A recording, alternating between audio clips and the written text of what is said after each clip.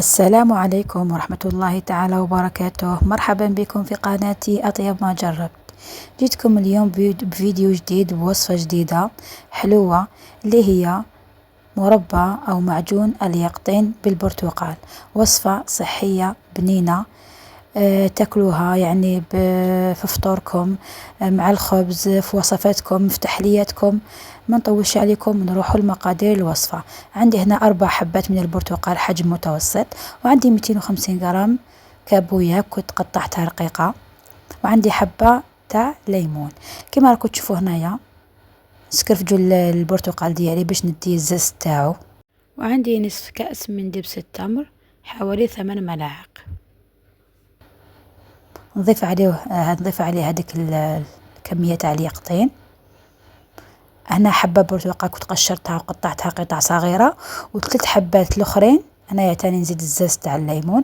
هادوك 3 حبات كنت عصرتهم وديت الجو تاعهم، جاني حوالي يعني العبار تاع اليقطين بخاسك عبر تاع جو تاع تشينا ناقص صباع ولا فقط.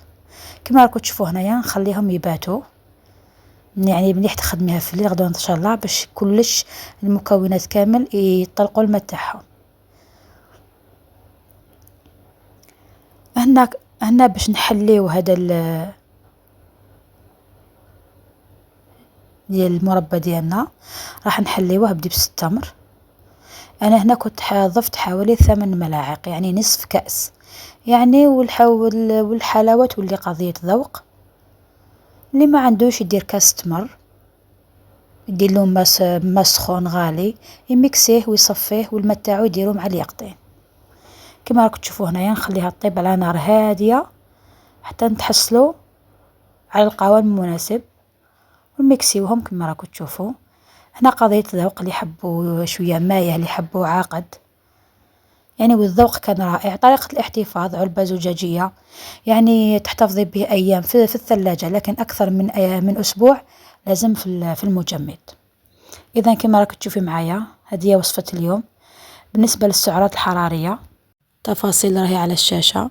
ملعقة ممسوحة حوالي 25 غرام، بالتقريب 58 سعرة حرارية. نتمنى تجربوا الوصفة وتعجبكم، لأنه احنا نعتمدوا عليها في وصفات قادمة في تحليات في رمضان المبارك. خلوا لي رايكم في الكومنتات، وما تنساوش ديروا لنا لايك، واللي ما راش داير مشاركة يدير مشاركة ويفعل زر الجرس. ومع السلامة في فيديو قادم.